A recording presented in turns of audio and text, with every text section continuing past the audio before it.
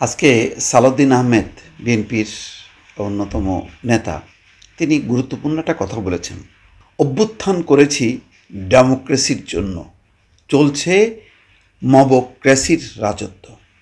তার এই বক্তব্যে আজকে তিনি রাজধানীর নয়াপল্টনে জাতীয়তাবাদী যুবদল আয়োজিত বিক্ষোভ মিছিল পূর্ব এই বক্তব্য রাখছেন।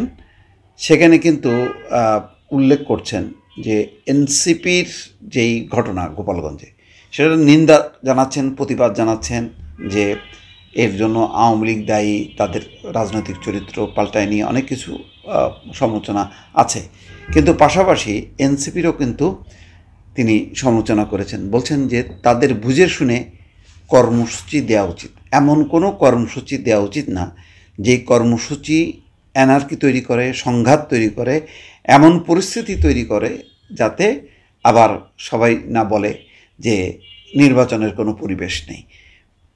বিএনপির ভয় ওইটাই যে নির্বাচনের আগে, অর্থাৎ ফেব্রুয়ারি মাসের ঘোষিত তারিখের আগে দেশে এমন কোনো মব যাতে তৈরি না হয়, এমন কোনো বিশৃঙ্খলা পরিবেশ যাতে তৈরি না হয়, যাতে নির্বাচন ব্যাহত হয়।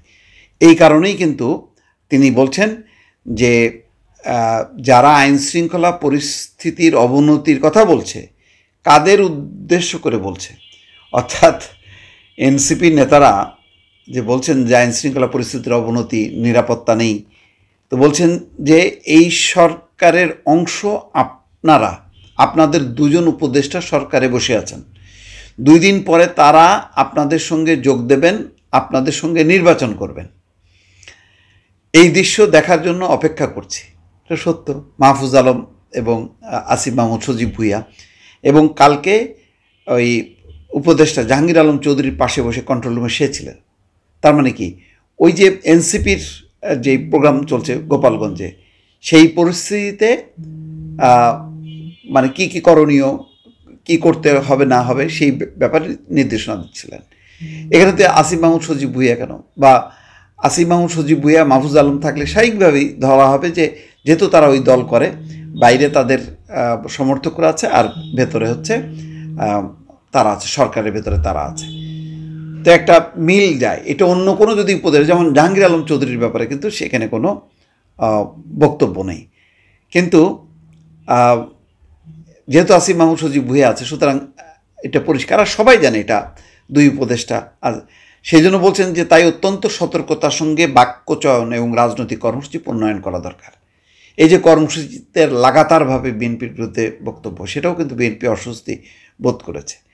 আরেকটা হলো যে ওই যে রাজনৈতিক কর্মসূচি প্রণয়ন করা উচিত এমন যে ওই গোপালগঞ্জে, যেখানে জানাই আছে যে ওখানে একটা পরাজিত শক্তি, তারা ক্ষুব্ধ হয়ে আছে, তারা প্রতিশোধ নিতে চায়। এর আগে স্বেচ্ছাসেবক দলের 2 জন মারা গেছে ওই সংঘাতে, একেবারে আক্রমণ করে তাদেরকে পিটাই মারছে, সেনাবাহিনীর গাড়ি পোড়ানো হয়েছে। তো ওই জায়গায় কর্মসূচিটা কেন? এখানে মাসুদ কামাল কালকে বলছে যে এটা তো ইচ্ছা করেই এরকম একটা পরিস্থিতি তৈরি করা হলো। তো জানাই আছে যে এনসিপি যাবে, সেখানে সংঘাত হবে, তাহলে আমি সেখানে এখন যাব কেন, যেহেতু ওখানে আমার কোনো বেজ নাই। তো এই কারণেই শঙ্কিত যাতে সালাউদ্দিন আহমেদ ওই জন্য বলছে যে এই যে আর ওই সব ঘটনাকে কেন্দ্র করে আবার মব, কেউ কেউ আবার বলছে যে ওইটার প্রতিশোধ নেওয়ার জন্য কিছু আওয়ামী লীগের নেতাদের নাম ধরায় দিচ্ছে, বলা হচ্ছে যে তাদের বাড়ির উপর হামলা চালানো হোক, এই যে মব তৈরি করা। তো ফলে ওই যে ডেমোক্রেসি চাচ্ছে, গণঅভ্যুত্থানের জন্য ডেমোক্রেসি চাইলাম, হয়ে যাচ্ছে এখন মবক্রেসি। এটা গুরুত্বপূর্ণ, কেননা এইসব ঘটনার প্রবাহ নির্বাচনের পরিবেশকে ব্যাহত করছে। সেটাই উদ্বেগ, উৎকণ্ঠা সালাউদ্দিন আহমেদ জানালেন। দর্শক ভালো থাকবেন, আল্লাহ হাফেজ।